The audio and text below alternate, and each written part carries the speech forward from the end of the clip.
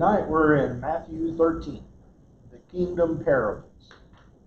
This whole chapter is basically made up of parables that Jesus had that Matthew records, and there's, I think, 7 of them, I think if I remember right, 7 or 8, that's in these parables. And up until this time, sometimes he had parables, he was telling them, and then sometimes he was just, teaching. And we'll get into it a little bit more, but a parable is basically nothing but a story. And in the case at their particular time, he was doing a couple different things. One is trying to make an impression on somebody. Usually you tell somebody something, and unless you tell it, 3 times or 4 times, people don't remember it. But if you tell a story about something, then people usually can grasp hold of that. They remember it, whether it's funny or not funny or whatever. It has an impact upon them, and they can remember that a lot better than just, telling something that happened to you per se. So let's go ahead and get involved here, and we'll read the first 2 verses and part of 3. The same day went Jesus out of the house and sat by the seaside, and great multitudes were gathered together unto him, so that he went into a ship and sat, and the whole multitude stood on the shore, and he spake many things unto them in parables. Now, like I said, the parables, it's just to reemphasize what he is going to say here in a little bit.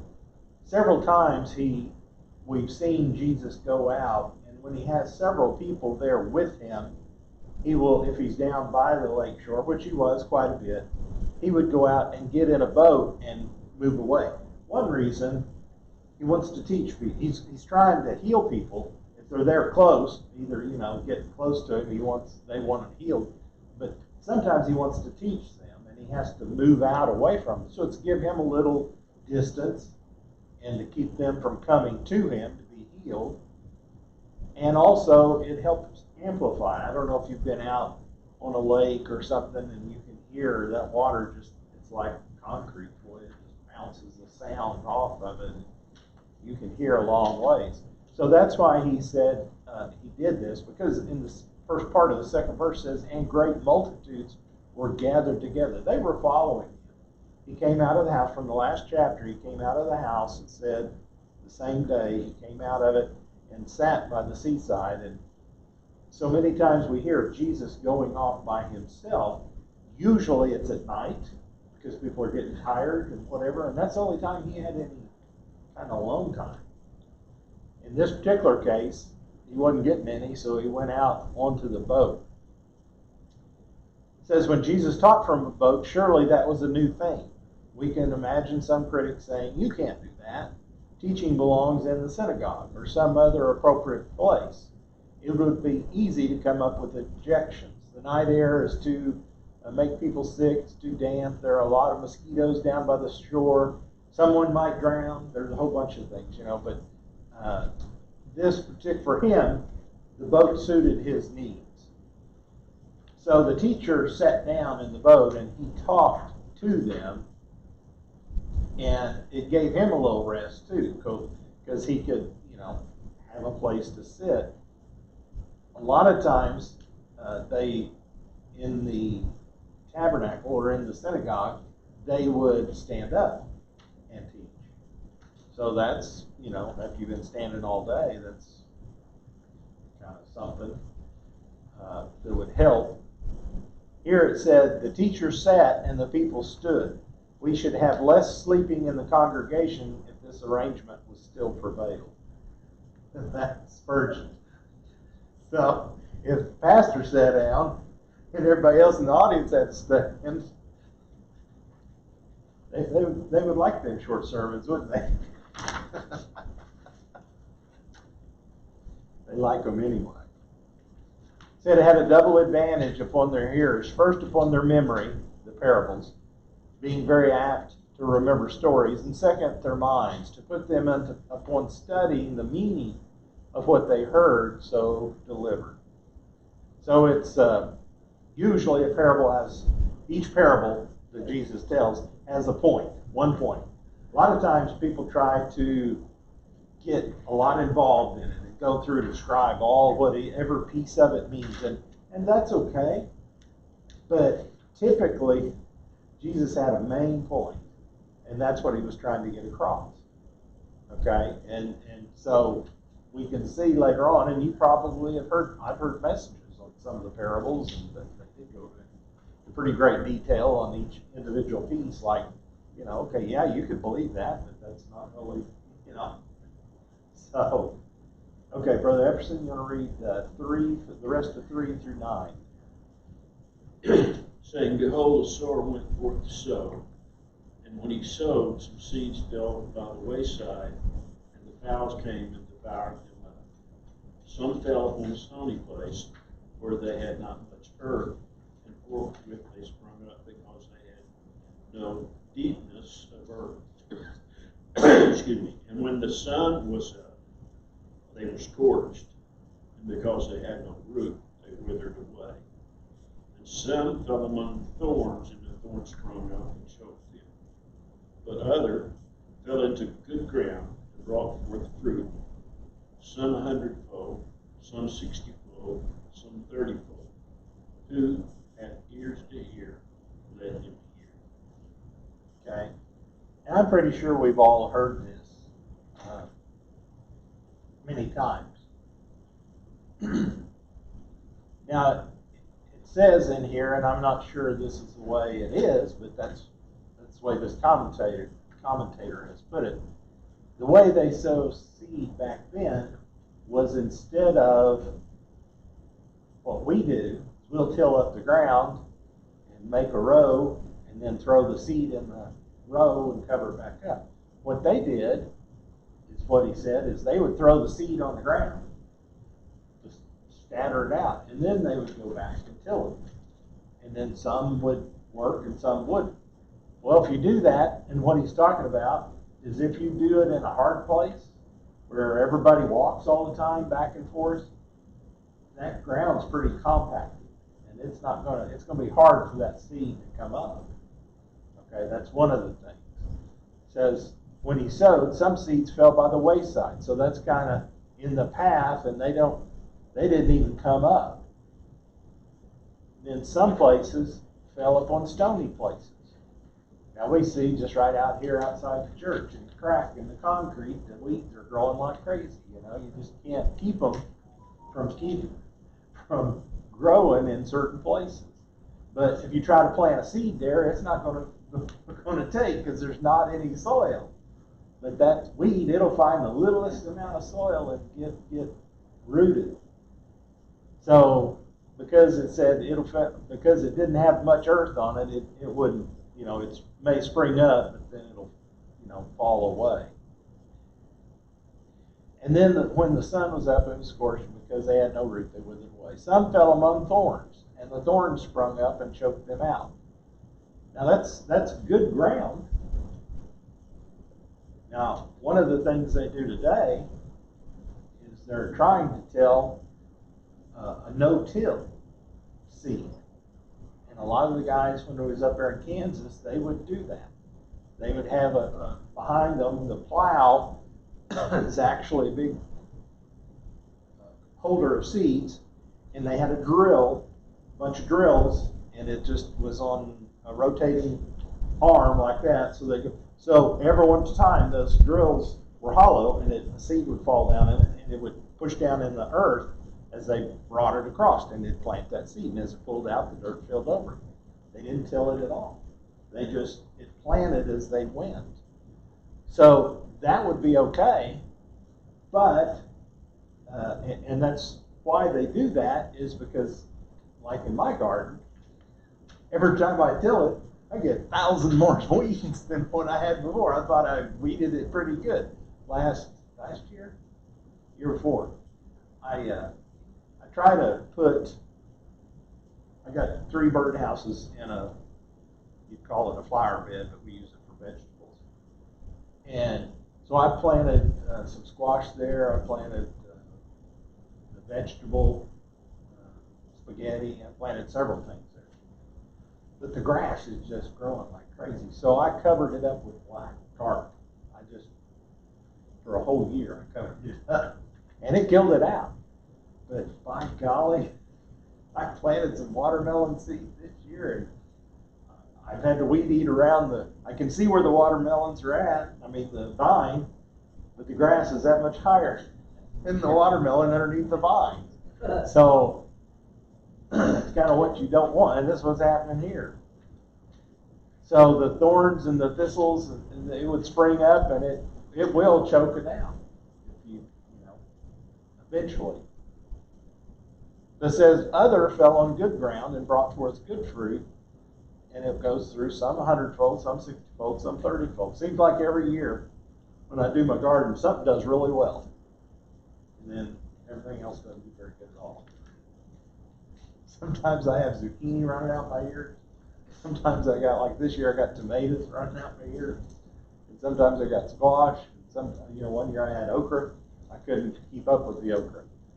I didn't plant any okra this year, but you can't really, it's just, to me, a wonder of nature. You plant one seed, and you get like corn, say corn, you get a stalk of corn that comes up, and there may be 1, 2, or even 3 stalks of corn, ears of corn on that thing, and each ear, each one of those is a seed. If you wanted to de-seed it and use it, if it was the heirloom type where you could, that'd be thousands, almost 1,000 seeds, probably in 3 or 4 ears of corn. It's not, at least hundreds. And it's just amazing to me. The tomato, when you plant a tomato, it's just one seed, and then it comes out. Now mine's are up here, it's fallen over, and I've had to tie it up. I got my truck out tonight, pulled some of the limbs off because the window, the mirror caught it. I had to go back, pull it over, tied it up to keep it out of the way. And you open up one tomato, cut it up, and there's probably 50 to 100 seeds in that tomato that you can plant and do it again next year if it's an heirloom type. So just amazing how this. So what is he saying here? It's not the seeds, it's the soil that makes a difference. You heard that in any garden class. It's the soil. It's the soil. Is the important part. You have to have good soil. And like this year, the tomatoes on what I put together, it's the same soil that's in the peppers, and it's in the squash, and it's in the zucchini, and it's in everything else I got. But they're not doing very good. And I've had several squash fall off with bloom rot. I was looking at it, and I said, well, you need to add calcium, or you're overwatered, or this, that, and the other. And I'm just like, man, it's hard to, you got to keep, because mine's in tubs. I do my gardening in big tubs. So it does get depleted, and I know that. But I fertilize it, try to fertilize it, and they said over-fertilizing will do that too. So I do have to kind of work that. And I get compost out there. I try to make compost and stick in it to help with that. But it's the soil that's making the difference. Jesus was trying to tell them and what would represent the soil in us, in the people that he's trying to talk about. Their heart. Is your heart ready for the message? And that's what he's trying to tell them. Are the people ready for the message? If somebody's ready for the message, they'll do great. They'll go on and they'll produce, many more people. They'll keep doing it. Some people, they get excited. You've seen people, they come up from the altar and they're just excited as all get out. By the next Sunday, they're not coming anymore. That's what he says, who has it to hear. To hear, let him hear. That's right. It's the soil that's in, and that's the fertileness of our heart. Is what he's trying to tell them. The people out there, you're going to run into people. Sometimes you're going to have great success, and sometimes you'll have good success, and sometimes you'll just have some success, and sometimes you ain't going to have nothing, because it's just the ground is. Everybody gets into, I've heard this before, I've done this before, today it's like, well, I don't need to go to church. I can watch it on television, or I can watch it on YouTube or Facebook or whatever. I get all I need through that. We face that today because of the pandemic, partly, but partly because of laziness. People don't want to take their time, to come to church, take it out, and come. A lot of things like that. That's kind of what the get out back to church Sunday's about. Get people back in the mood to come to church. Did you start to say something, Brother Emerson? I would just thinking it slipped my mind. So, okay. Senior moment. That's all right. Did you want to read tonight, Iris? I'll try. Okay. Let's see. It's 10 through 17, so it may be a little. 10 through the next group. It's on page 3, bottom of page 3. Page 3 right there. And the disciples came and said unto him, Why speakest thou unto them in parables? He answered and said unto them, Because it is given unto you to know the mysteries of the kingdom of heaven, but to them it is not given. For whosoever hath, to him shall be given, and he shall have more abundance. But whosoever hath not, from him shall be taken away even that he hath. Therefore speak I to them in parables, because they see not, and hearing they hear not, neither do they understand. And in them is fulfilled the prophecy of Isaiah, which said, By hearing ye shall hear, and shall not understand, and seeing ye shall see, and shall not perceive. For this people's heart is waxed gross, and their ears are dull of hearing, and their eyes they have closed, lest at any time they should see with their eyes, and hear with their ears, and should understand with their heart, and should be converted, and I should heal them. But blessed are your eyes, for they see, and your ears, for they hear. For verily I say unto you, that many prophets and righteous men have desired to see those things which you see, and have not seen them, and to hear those things which ye hear, and have not heard them. Seems a little unusual.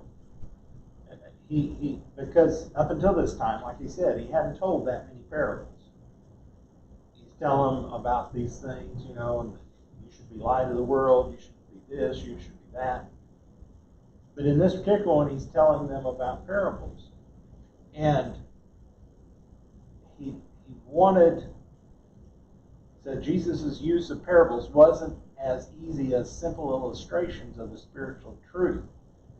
Some of these things were given to them. Now you got to think back from what Matthew said last verse. In the last part of last chapter, if we read, he was in Nazareth, remember? And the people were saying, who is this? Isn't this the carpenter's son? How does he know all this stuff? Why is he teaching? And his brothers and sisters came, and they wanted to hear him. And he said, who is my brother and who is my sister? And he said he couldn't even do some of the miracles because of their unbelief. So this is tied in with this as he went into the next chapter, okay, because it's all kind of run on in the Greek or Aramaic, that some of these people, they're following me because of the miracles, and that's it. And that's like the wheat. Okay, here I'm going to try to get it, but that's what it is. They're following him only for a certain purpose. They want to get healed. After they're healed, fine. I don't really need type deal. But Jesus is telling him here that they are the ones. His disciples are the ones. And he explains. He goes back here in a little bit. And he'll explain these parables to his disciples. And he kind of gets a little, not angry with them, but a little, are you so dense that you don't understand this? It says the same sun that softens the wax hardens the clay. So the very same gospel that humbles the honest heart and leads to repentance may also harden the heart of the dishonest listener and confirm that one in their path of disobedience. Some people are going to hear it and they just, and that we see that today, a lot of that today. They don't even want to listen. I was reading an article the other day where a guy was going to debate. This atheist wanted to debate this minister about the Bible.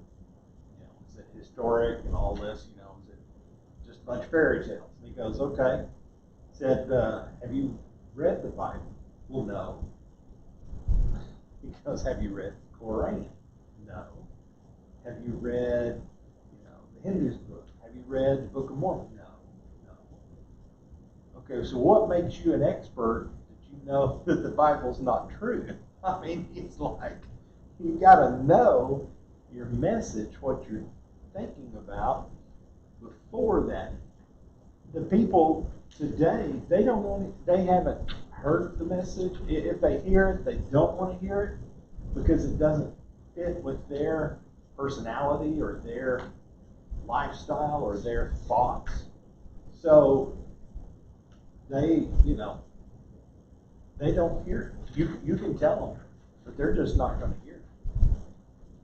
So that's where he's coming, and he said he's telling them in parables because it sounds like it's harsh.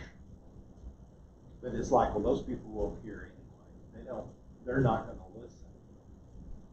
I mean, they already said, some of them, because of their unbelief, they couldn't even be healed. He couldn't do some healings there because the people couldn't even believe. Most of the time when they did the people, he'll ask them, either they say, I believe, or he'll ask them, do you believe? What do you want? Do you want to be healed? Do you want to, So, it says, for whoever has, to him more will be given, but whoever does not have, even what he has will be taken away. This idea is those that are open or sensitive to the spiritual truth, they will gain more. But those that don't, that aren't open, they're going to be in a worse condition. And I think that's kind of what's happening today. Some people don't want to hear the gospel. They don't want to mess with it. It's too much for them. That's difficult to think that people's heart would harden against it. Mm-hmm. I mean, it's just like coming over here. I was listening to, anyway, it's politics things, and they were talking about abortion, and how that the left is really hitting that we, the conservative right, want all abortion. But then they started talking about, well, we need to, this guy's pretty conservative, okay, but he's talking about incest or in the mother's life in danger, or completely after 15 weeks, no abortion. And that would probably fly, you know what I mean? But at the same time, we're still murdering babies. That's right. That's right. And to the world hardens. I mean, they won't even that goes against most Christians, but they won't even settle for that. I mean, we don't, but Yeah, it is sad that they don't see it that way. They view it as taking care of a problem. Well, that's not taking care of the problem, because you can do that problem again, and they'll be right back in the same situation. And that's what they want, to have the freedom to do whatever they want. That's not whenever they want and no circumstances. And nobody has that. That's not a freedom. We all have somebody that we have to, police or whatever, and that's part of what it is now. They don't want to be under the police.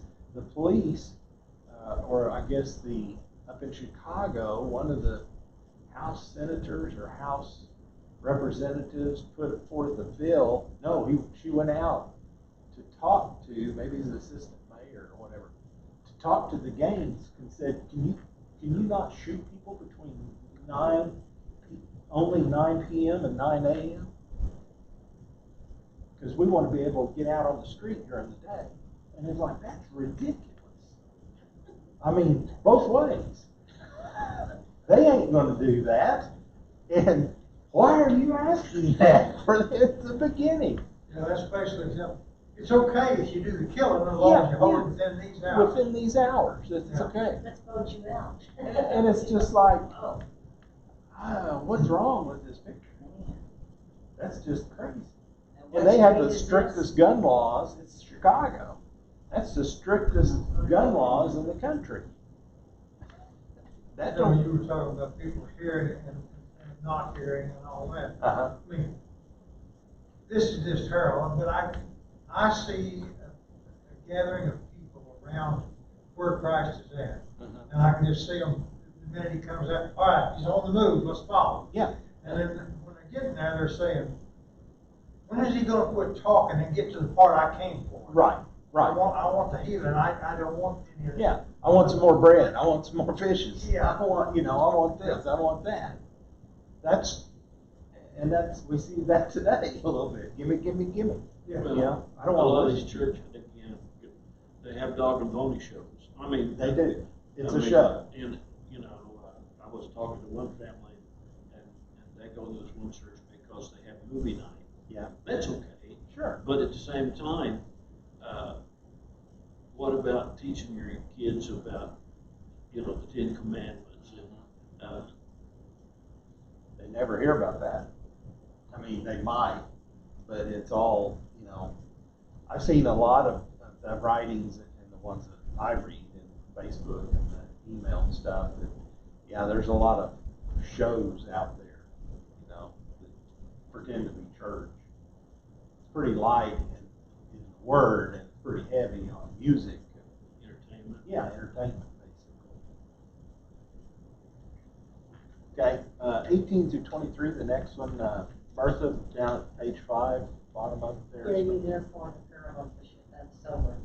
When anyone heareth the word of the kingdom, and understandeth it not, then cometh the wicked one, and catcheth away which was sown in his heart. This is he which receives seed by the wayside.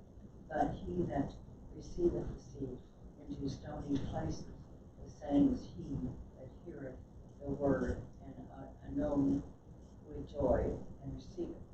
Yet hath he not fruit in himself, but endureth for a while. For when tribulation or persecution arises,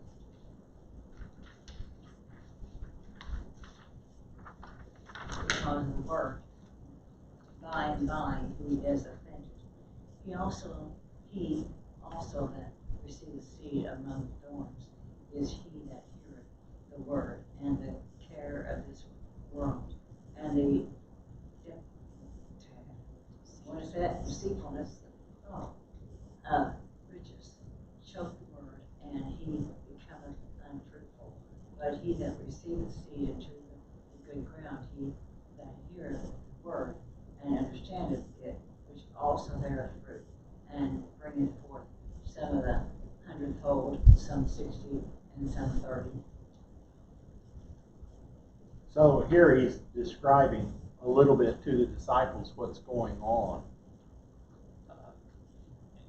And here again, it's about the soil. The wayside soil represents those who never really hear the word with understanding. I can read stuff, and if television's on, if it's a show I'm interested in, I read it. Couldn't answer a question you asked me about it, but I read it, But if it's something I need to try to think about and understand, I have to go in a quiet room by myself or put some music on or something to, distract me so I can concentrate on what I'm reading. And sometimes I have to read it several times to get it. If it's something that I'm not, I read it and I'm like, well, that didn't quite make sense. I have to reread it again and try to understand it because no matter what it is. Now, some things where I read for, quote, fun, you know, I'm reading a book or fiction or something like that, so I just read it, you know, I go about, I don't have to remember it or whatever, but I can read through that and kind of remember that.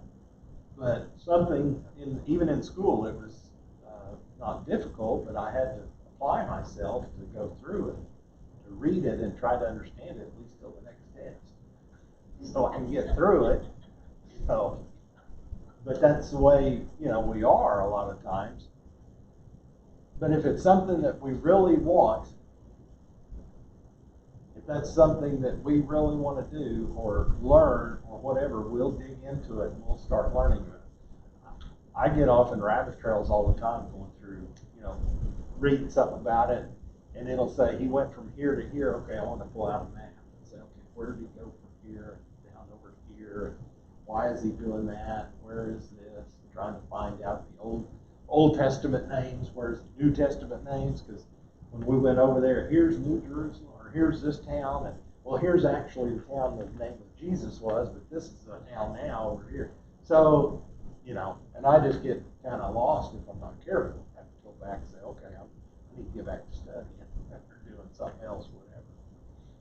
Problem is when you're a preacher, you're reading books, you think, uh-oh, I've got to write this down, that'll make a good sermon. The next thing you know, I've got all these books, and Liz says, I've got them stacked there, and she said, have you read any of those all the way through? And I'm thinking, no, but I got good and started, and then something. Yeah. She sat down and she read it until it was through. Yeah. But I have learned one thing too, like you said, I can't, a lot of people read with their eyes, Yeah. okay, and their mind, you know. Yeah. I have to, not out loud, but I have to say the words, because to get them in, to really make them sink in. Well, that's the way some people, you know, they learn easier that way. When you're just reading it, sometimes you have to read it several times. But saying it, or when you're trying to memorize it, something like that, yeah, you have to do something different. Well, they say if you verbalize over and over, you memorize it easier than if you just put it in your mind. And doing it over and over, I mean, doing it consistently helps too. Well, and there's, all of us have better times reading it Sure. than others. I mean, Sure. We may set ourselves to say, I'm going to read 4 chapters a day, for example. There's going to be days that you absorb more of that 4 chapters Right. than other days. Your mind's not going to be stable into it. Your spirit's not as receiving, you know, whatever. Like you said, there's times I read it and I'm not grasping that. Yeah. And I got to reread it. Right. And sometimes you just set it down and come back later. Yeah. You know, something's eating at me that I gotta go do or something, and I gotta go do that, and then I come back. Yeah, your mind more than you're trying to read it. Yeah. And there's a lot in here. We're not gonna get through it all if we don't. So you can read through the rest of it. Other parts there where it said, in other words, okay, all of this, some's going to bring forth 100-fold, some 60, and some 30. When we sow our seed, sometimes we don't know how much is coming. Sometimes it may come forth, like you said, abundant. I remember out there where my parents lived and where I grew up, we had pecan trees, and it seemed like every 2 or 3 years, at least every other year, and sometimes every 3 years, you'd have a bumper crop. And the other time, you would have few, and sometimes you'd have very little. Right. And that's the way when we're working. Our responsibility is sow seed. One of the sayings on the Chosen, the director, when he was putting this together and trying to get it to fly, he said he got an email from a friend of his. He said, your job is not to feed the 5,000. Your job is to bring the loaves of bread. We have to understand that. Because we can't do what God does. I mean, unless he loses with that power. But we can do what we can't do. And what we need to do is what he tells us to do. He'll take it from there. Because sometimes we don't see what happens when it gets beyond us. Okay, 24 through 30. Harold, going to read that? Another parable put he forth unto them, saying, The kingdom of heaven is likened unto a man which soweth good seed in his field. But while men slept, his enemy came and sowed tares among the wheat and went his way. But when the blade was sprung up and brought forth fruit, then appeared the tares also. So the servants of the householder came and said unto them, Sir, didst not thou sow good seed in thy field? From whence then hath it tares? He said unto them, An enemy hath done this. The servants said unto him, Wilt thou then that we go and gather them up? But he said, Nay, lest while ye gather up the tares, ye root up also the wheat with them. Let both grow together until the harvest, and in the time of harvest I will say to the reapers, Gather ye together first the tares, and bind them in bundles to burn them, but gather the wheat unto my barn. Okay. I don't know if you've seen, I've read a couple of emails or something. Somebody messed up in the pepper department this year on some of the Burpee or whatever the seed company was. Because people, and I've heard it on television, they planted peppers, jalapenos. They got banana peppers. And they come to find out that the seeds was messed up somehow. They don't know if it was in the seed department or wherever it is. It got goofed up.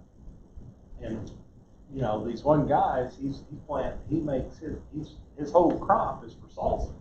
You don't do banana peppers for salsa. You need jalapenos. So he was kind of up a creek. But you have to go make what you do. I mean, gathered in and selling it best he could, but he wasn't going to do it because it messed up. Well, here it's not quite that way. It didn't get messed up. The guy sowed his wheat in his field, but his neighbor, the mean guy that he was, for whatever reason, went and sowed a bunch of tares, weeds and stuff in his garden, just to be mean. Now, we'll read here in a little bit later that's the enemy, is Satan. Wherever we put something down, we're trying to work on somebody with good seed, he comes along too and he sows his own seed. And sometimes it takes root and it's in the middle of the same field. And Jesus is telling them that this is the way, the people, and a little bit later on he'll describe it, I think, that just leave it. I mean, it does say in here, just leave it, and when it comes time to harvest, we'll harvest it and we'll separate it. Yeah, it's going to be a big job to separate out the weeds from the wheat.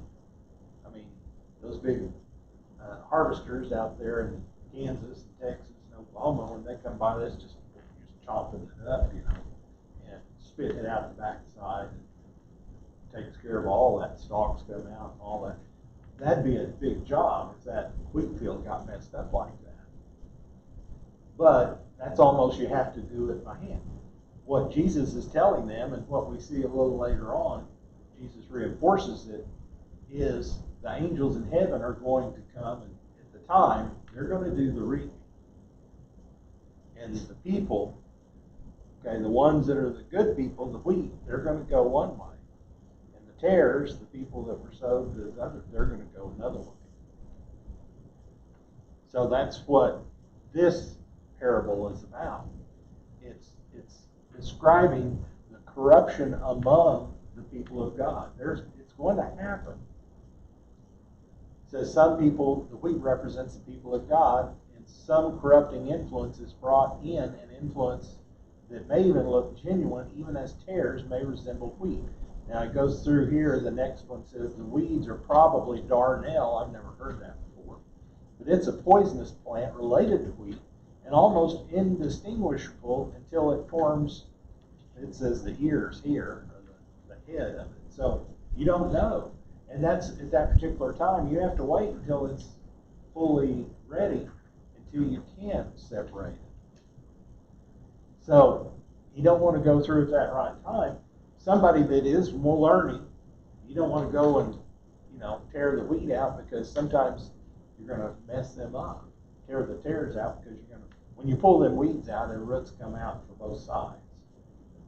The good weed comes out too, so you're going to have to wait until the very end of it. And the last we have part. a world today. No matter how we witness one thing or another, there's somebody out there that's coming along.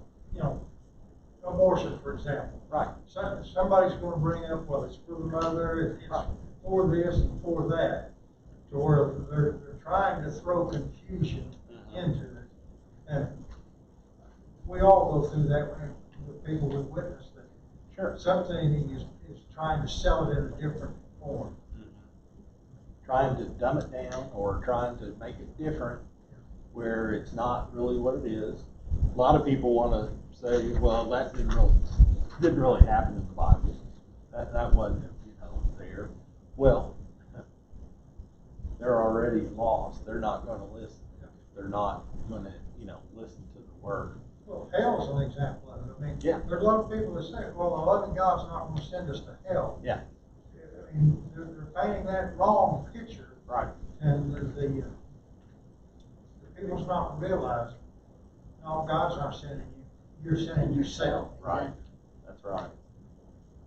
Well, in verse 25 it says the enemy came. Right. And that's one of the things you gotta remember, it's the enemy that sows the tares. Yeah. Even in good people.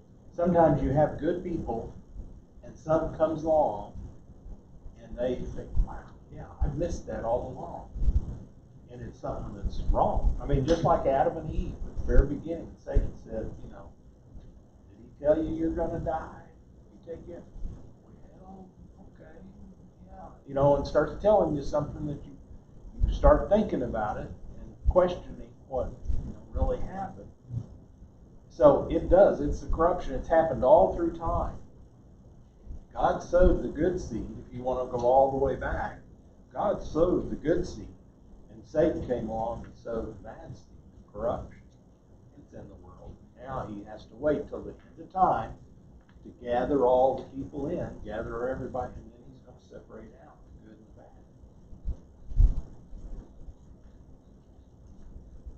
the bad. Okay, Janet, you want to read 31 and 32?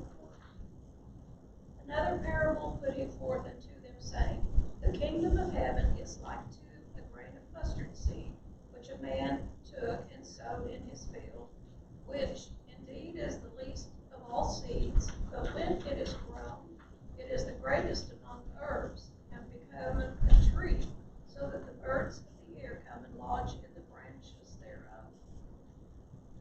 Now to me, this is, we always, and I get where I came from on it, I understand it, but this is a little different from what the commentator is saying that happens. The mustard seed, it's tiny, tiny.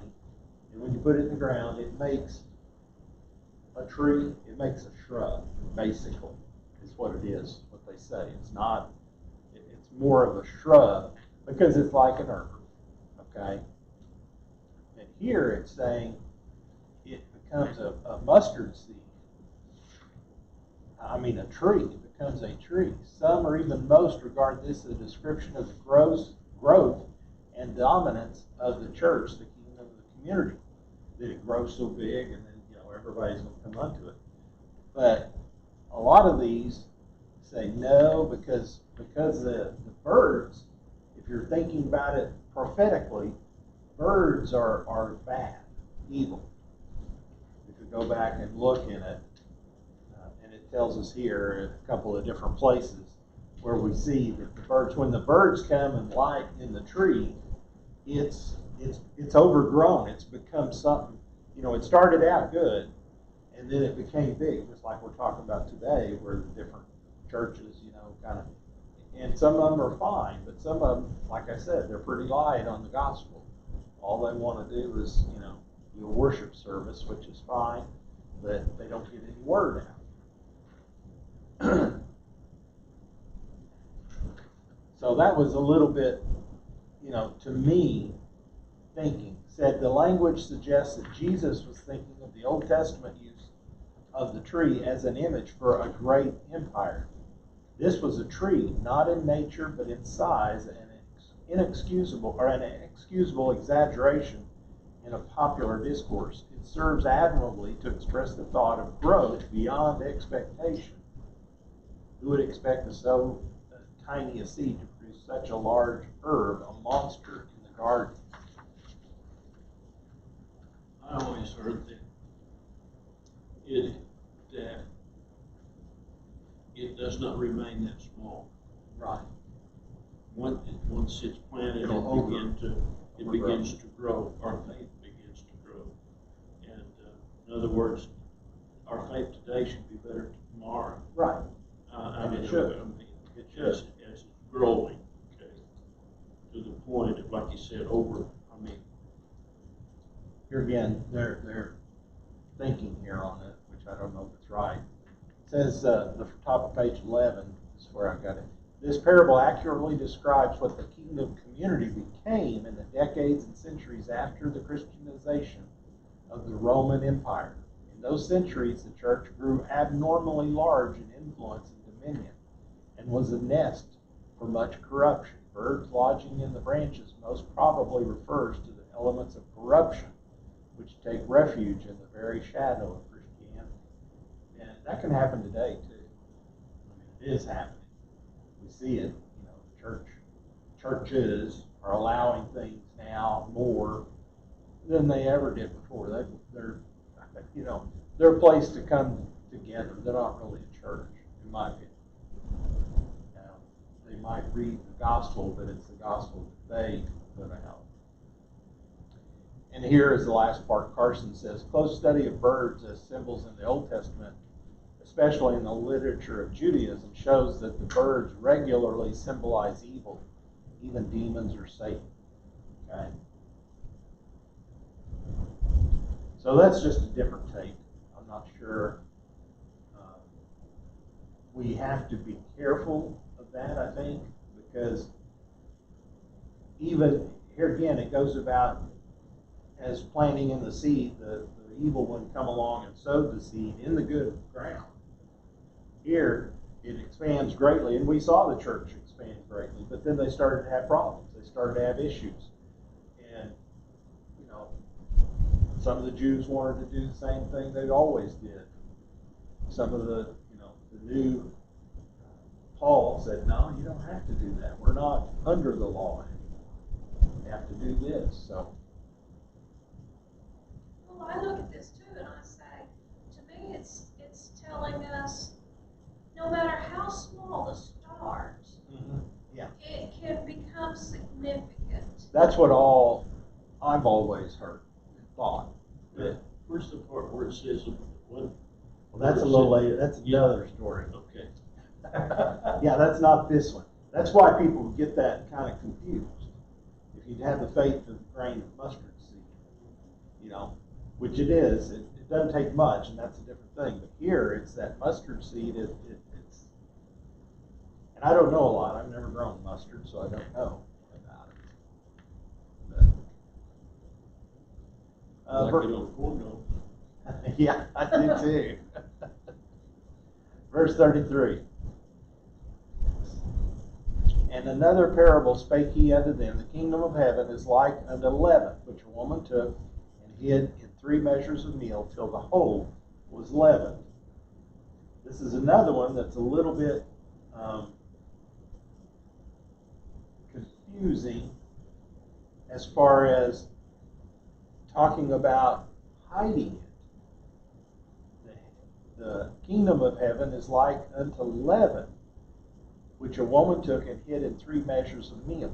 Now, to me, that's visualizing the leaven as heaven. That's what it says. But also, we read many times that leaven is the sin. that corrupts. You know, it starts making the bread rise and do all different weird things. That's why in the Old Testament it tells them, you know, to do this. Well, later on, well, here again in the last part of this, we'll see it where he tells them what the leaven is. It's not really heaven, but it'll be entered in just, I don't want to spoil it. But it says this was a leaven which the woman took and hid in 3 measures of meal till it was all leavened. This was an unusual large amount of meal.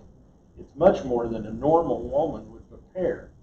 It says 3 measures of meal would be about 40 liters, which would make enough bread for about 100 people. So why in the world would she do that? You know, because you got to understand, they did this every day. She would make it, unless she was doing something else. She wouldn't make it. She hid it. She wasn't, for whatever reason, she hid it in the flour, you know, in the baking. The idea of hiding leaven in the 3 measures of meal would have offended any observant Jew. This certainly isn't a picture of the church gradually influencing the whole world for good. Rather, in the context of increasing opposition to his work, Jesus announced that his kingdom community would also be threatened by corruption and impurity. That's what it's actually getting at. Okay? Here again, all 3 of these have hit upon the same thing. You're going to grow so big, you're going to be influenced by outside sources. That's what happened to Israel and Judah when they became kingdom and they became rich and powerful, and God was using them. Then they, you know, went off on their own.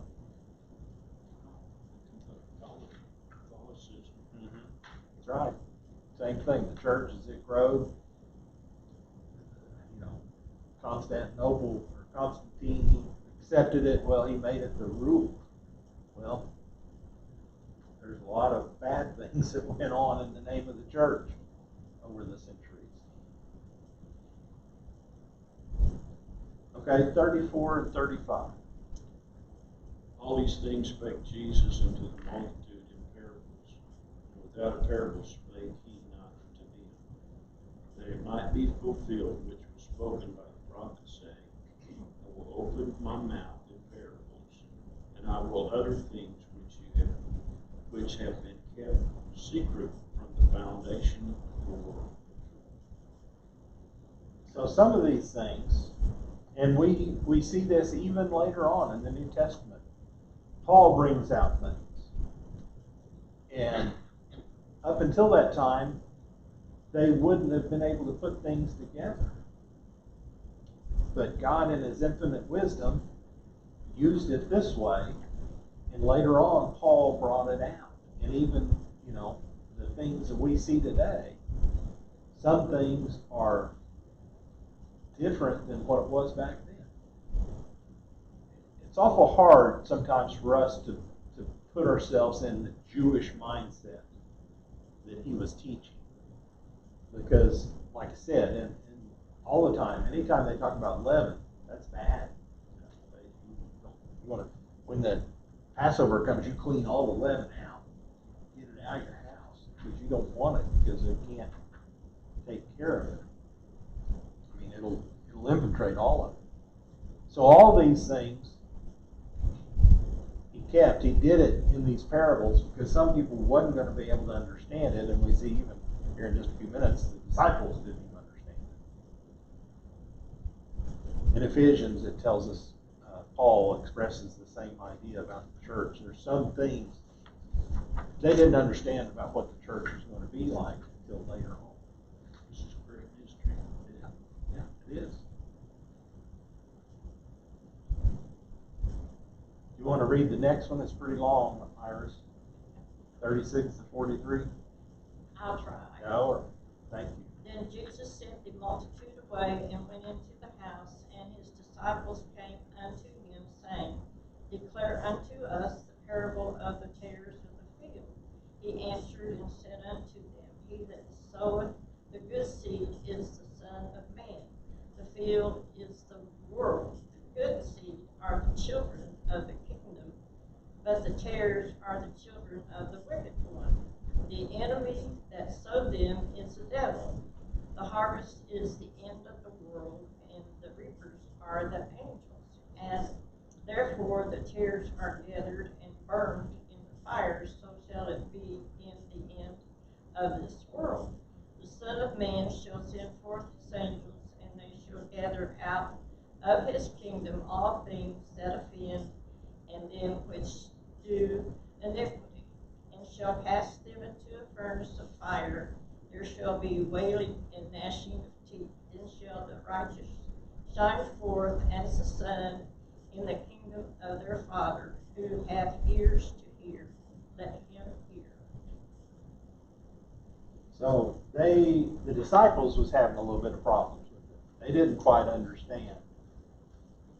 And Jesus basically told them, you know, what we'd already talked about. I'm sowing the seeds right now. And the Satan's coming along and he's doing the seeds too. So there's going to be a time of reaping later on.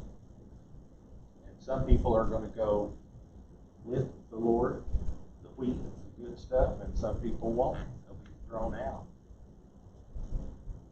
Well, he's talking about, it says the children of the kingdom. In other words, then they're going to be, he shall gather out of his kingdom all things that offend and them which do iniquity. Yep. In other words, there's some in God's kingdom That's right. that aren't really part of God. I mean, They're not. They're here again. It goes back. He's saying there's going to be corruption in there. We see that today, as far as when some of the churches say it's okay, abortion's okay. That's against the law. I mean, Jesus went back later and he said, "Not you've heard it. Thou shalt not kill, thou shalt not murder." But I say, even think about it. But they say it's okay. Well, not only that, isn't there a few churches that, the same-sex, Oh yeah, marriage is not a fine. few. I mean, It's not a few. it's false teaching. It is. It's a It false is. religion. It's false teaching, and it's not in the Word. you know one thing that has exposed so much the electronic church, especially in this last 30, 40 years, has really, really exposed corruption. You know what I mean? Yeah. In other words, you send me. Yep. I've often thought about, somebody said, "You be the first 100 to send me $100," and I'm thinking, yeah, do they stop at 100? No, I mean, they don't. I mean, are you getting? I mean, the corruption that's going on. There and I can tell you part. I mean, it's big business. They write their books. And that's okay. About teaching and about trying to get the word out. It's just what are they using it for? Some of the ministries they're using it for themselves, the people. When they got gold-plated faucets, gold-plated this and that, and all that. And some of them are using it for missions. And some of them are winning people for it. Some people have airplanes because they travel all over, and some people don't. They ride on a regular airplane. But you still, if God said it was sin, It's sin. it's sin. That's right. That's right. No matter how much you want it to be okay, it's not okay. That's right. That's right. There are a lot of things that they are saying it's okay to do. It's not. Let's go ahead, 44, Bertha. Bottom of page 15. Page 15. 15. Yeah. I was one page punch. Again, the kingdom of heaven is like unto treasure hid in a booth. The which when a man hath found, he hideth, and for joy thereof goeth and selleth and all that he hath, and buyeth that field. Now, say you're Jed Clampett, Yeah. and you go out here and you see this field's for sale, and you're looking out in it, and you happen to tromp out and you see an oil puddle, and you think, oh great, I'm gonna go get this. And they go get it, and you buy it. You're not gonna go bring, you're not gonna go bring a rig in and try to drill it first to see if the oil's there, because whoever owns it's gonna be the one getting it, not you.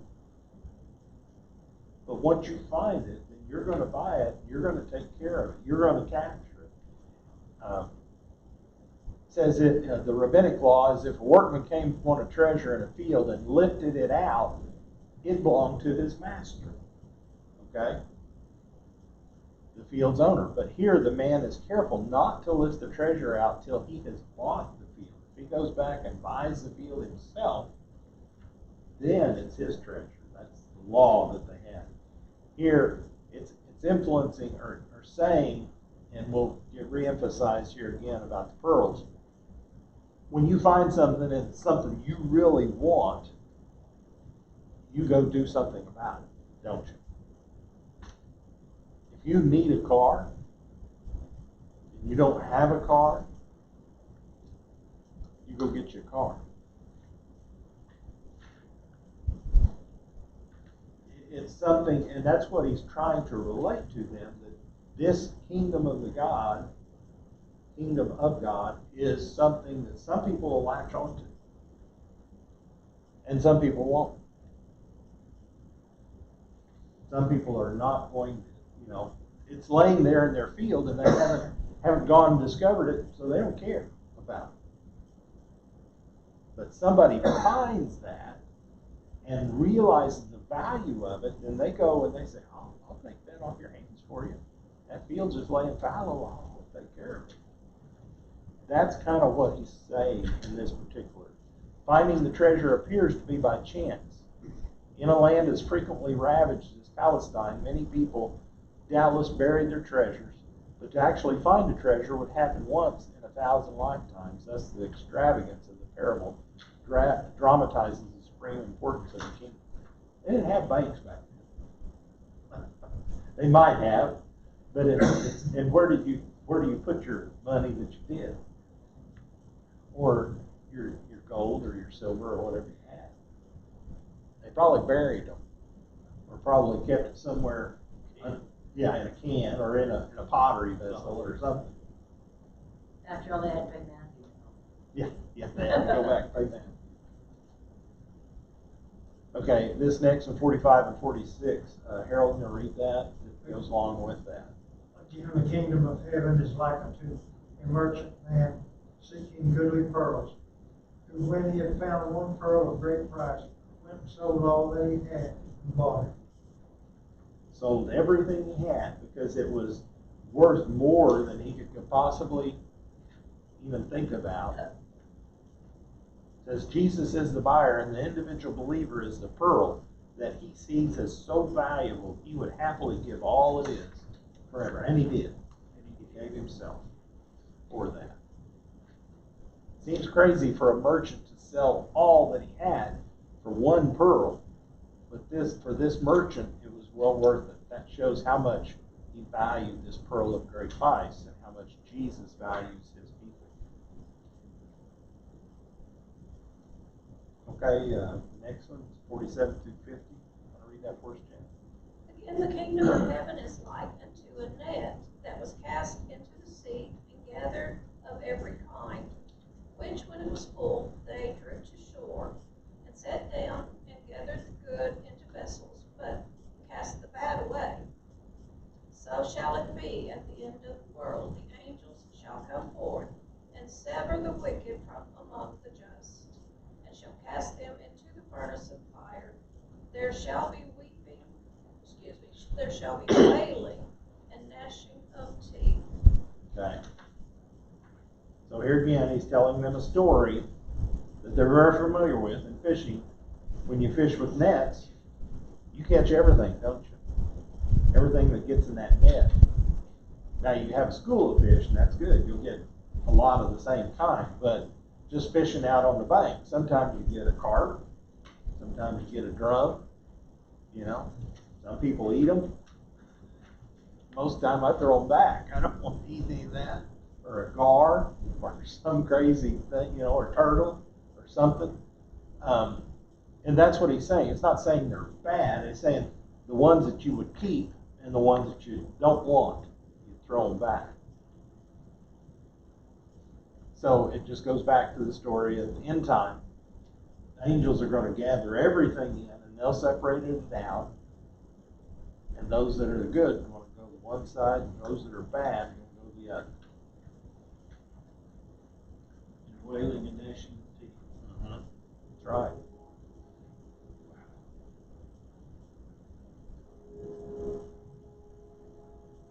Okay, 51 and 52. Jesus saith unto him, then, have ye understood all these things? They say unto him, Yea, Lord.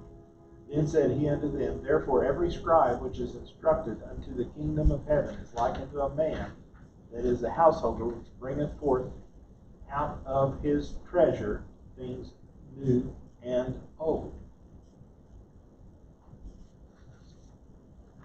So he's going all over this, discussed it with them.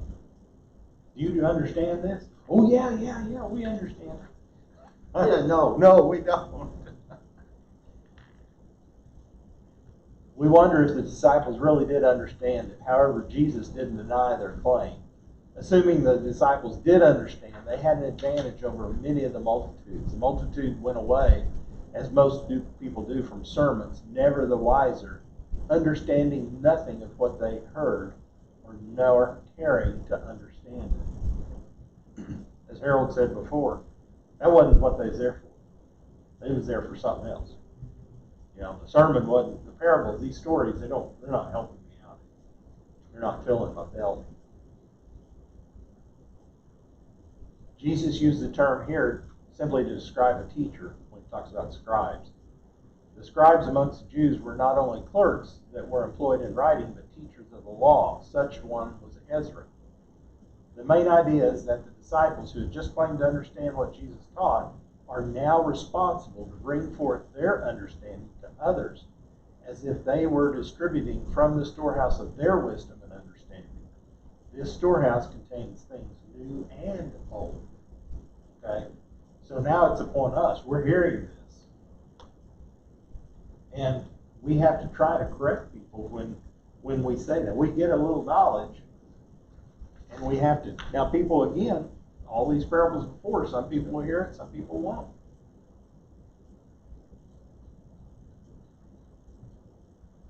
Oh, I jumped the creek a little bit here. I was talking about last week, but it's actually this week.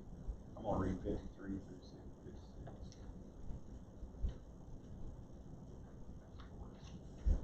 And it came to pass, when Jesus had finished these parables, he departed thence. And when he was come into his own country, he taught them in their synagogue, insomuch that they were astonished, and said, Whence hath this man this wisdom and these mighty works? Is this not the carpenter's son? Is not his mother called Mary, and his brother, and James, and Joseph, and Simon, and Judas, and his sisters? Are they all not with us? Whence then hath this man all these things? So they're kind of making fun of him a little bit, saying, you know, is this not the carpenter's son? Who was the carpenter? Joseph was the carpenter. So he's probably not around. They're probably there now. Go ahead and read the last. Get through it.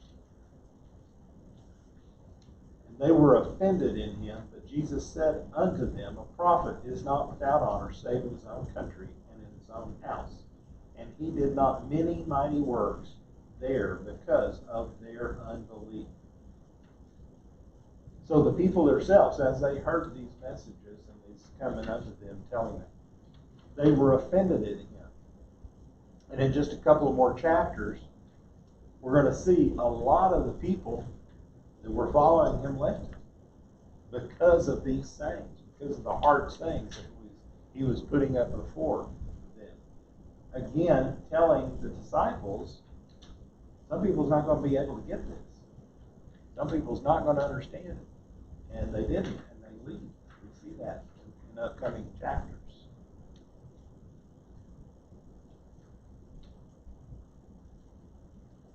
Questions or comments? Very good lesson. The Jews, especially the scribes, they had a problem with you. I mean, because remember Paul told Timothy, Yeah. let no man despise thy youth, Thy but youth. be thou an example of the believer. Well, it's one of those things that you have to kind of earn your, somebody coming up in the world. And I see that today. I mean, I never liked it when I had to take place of somebody older, because it happened a few times, and then I didn't like it when somebody took my place who was younger. It's one of those things.